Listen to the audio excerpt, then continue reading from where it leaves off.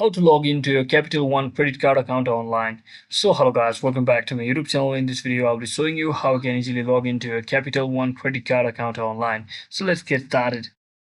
So first thing, just head over to any of your favorite browser and simply search in for Capital One credit card, sign in just like this, and you should land on this interface where you can simply tap on this first option over here or the first site, which will take you to the official website of the Capital One account.